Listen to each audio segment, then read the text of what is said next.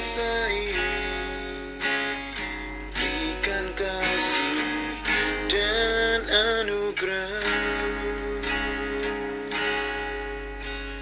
Kami rindukan Roh-Mu dicurahkan, agar semua diselamatkan.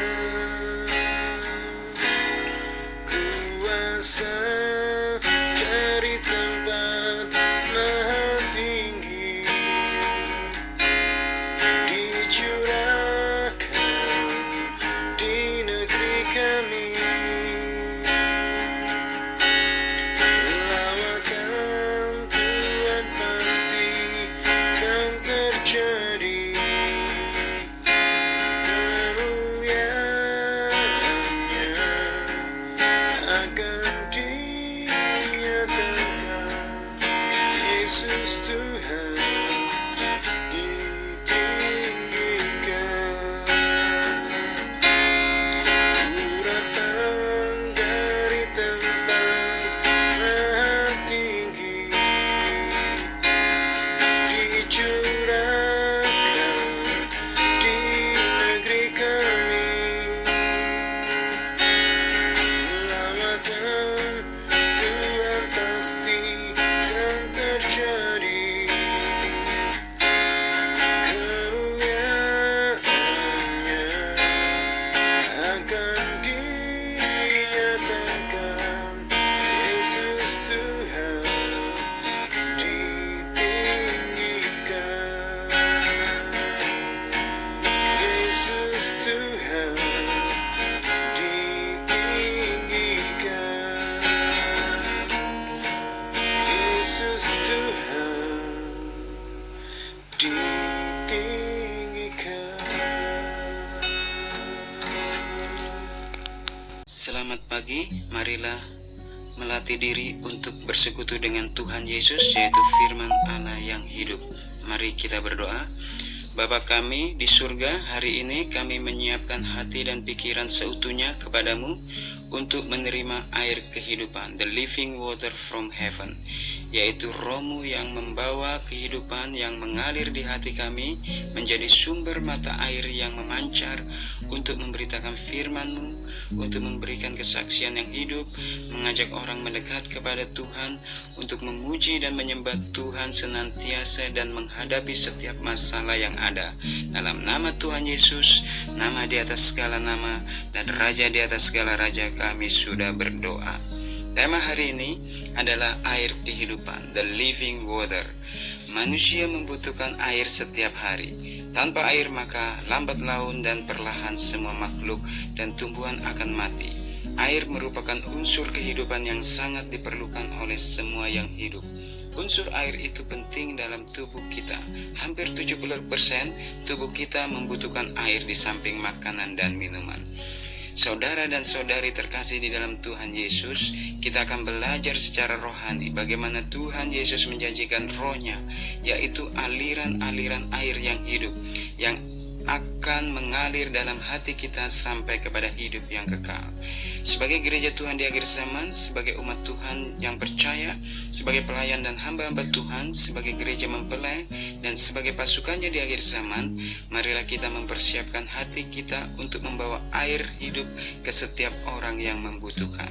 Mari kita membaca teks Alkitab di Yohanes 4 ayat 10 dan 14.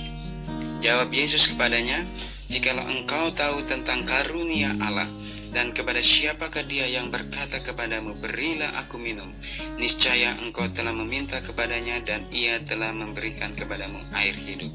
Tapi barang siapa minum air yang akan kuberikan kepadanya, ia tidak akan haus untuk selama-lamanya.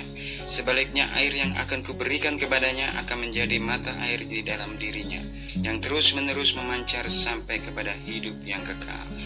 Peristiwa ini dan percakapan ini terjadi ketika Tuhan Yesus hendak melintasi kota Samaria dan bertemu seorang wanita Samaria. Tuhan Yesus hendak mengajarkan hal penting tentang air hidup, the living water. Air kehidupan yang akan diberikan kepada wanita ini adalah karunia Allah yang akan diberikan kepada gereja Tuhan Untuk lebih jelasnya, mari kita baca Yohanes 7 ayat 37 sampai 39. Dan pada hari-hari terakhir, pada puncak perayaan itu, Yesus berdiri dan berseru, "Barang siapa haus, baiklah ia datang kepadaku. Barang siapa percaya kepadaku, seperti yang dikatakan oleh kitab suci, dari dalam hatinya akan mengalir aliran-aliran air hidup." Yang dimaksudkannya ialah roh yang akan diterima oleh mereka yang percaya kepadanya. Sebab roh itu belum datang karena Yesus belum dimuliakan.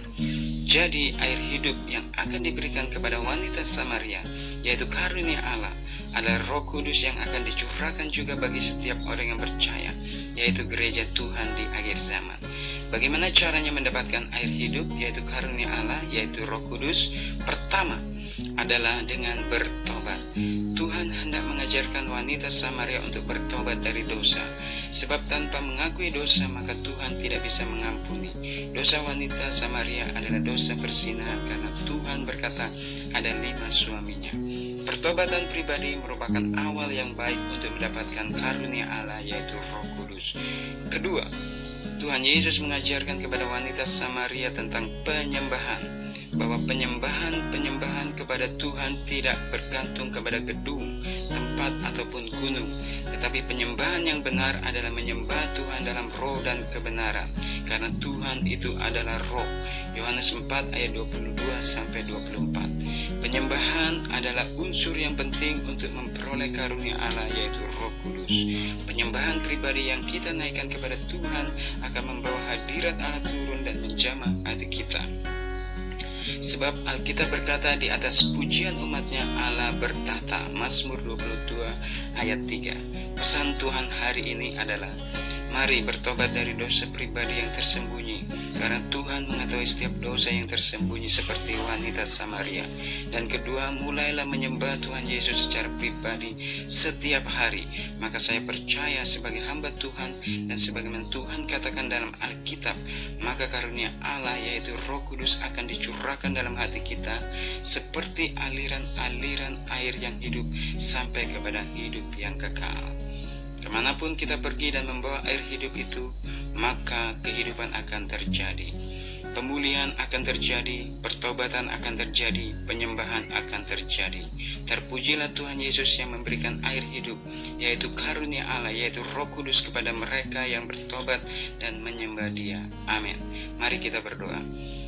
Tuhan Yesus, hari ini setelah mendengarkan firman-Mu, kami percaya telah disingkapkan suatu rahasia yang hebat dalam kerajaan-Mu, bahwa hidup dalam pertobatan dan menyembah kepada-Mu dalam roh dan kebenaran akan ada aliran-aliran kehidupan kepada kami yang percaya, dan akan membawa banyak jiwa mendekat kepada Tuhan. Dalam nama Tuhan Yesus, nama di atas segala nama dan Raja di atas segala raja, kami sudah berdoa.